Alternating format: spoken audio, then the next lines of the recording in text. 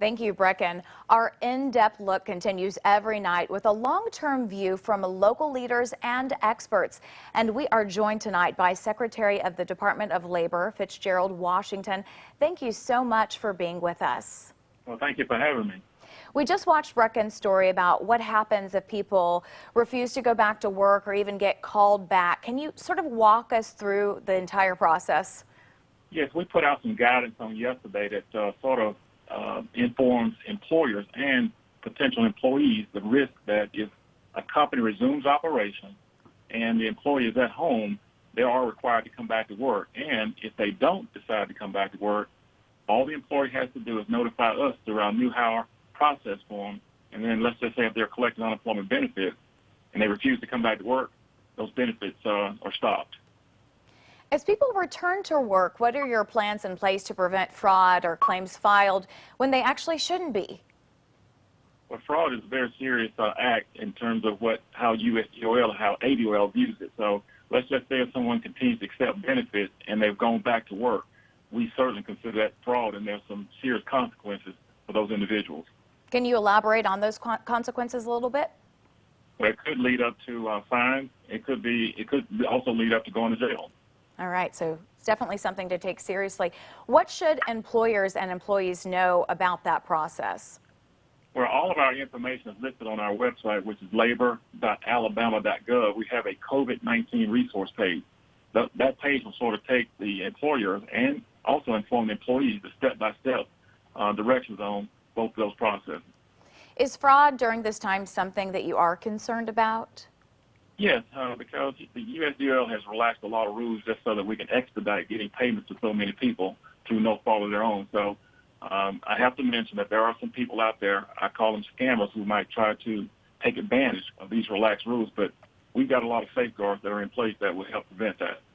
Here at Way 31, we have heard from a lot of people who say that their claims are taking weeks to go through. What is your message to them today? Just be patient. We understand and certainly see what their concerns are. There has been a wave of claim files that are coming to our system. We actually hired a third-party outside call center vendor that will help us kind of take off some of the pressure that on the calls that are coming to our system. So I talk to people often. I talk to people that call the first time and get right through.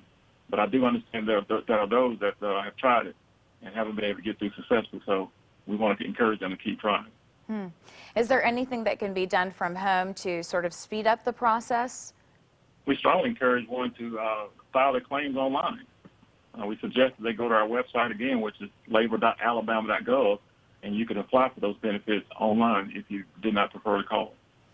And just describe, how overwhelmed is the system right now?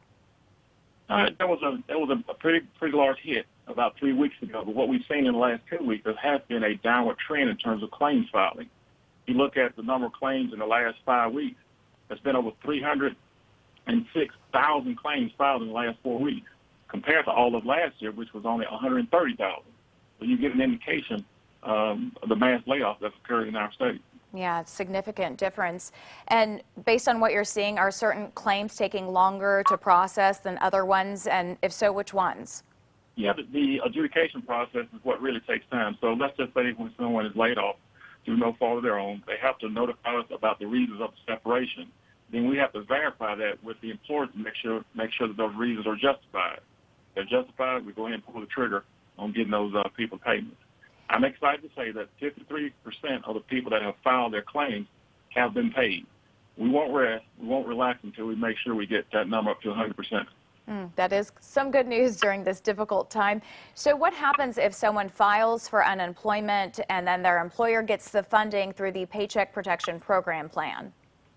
Yeah, the Paycheck Protection Program is a little bit tricky in that in order to qualify for UI benefits, it has to be a loss of income. So one couldn't be a part of the that program that you mentioned, as well as receive unemployment benefits.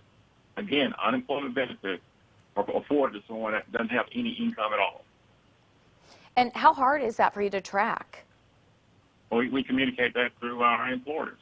And so let's say, again, if someone is applying for unemployment benefits, we're able to check that through the employer to determine whether or not they're in fact laid off through COVID-19. And Mr. Washington, are you concerned at all about people getting a paycheck and unemployment? Is that an issue? That is an issue.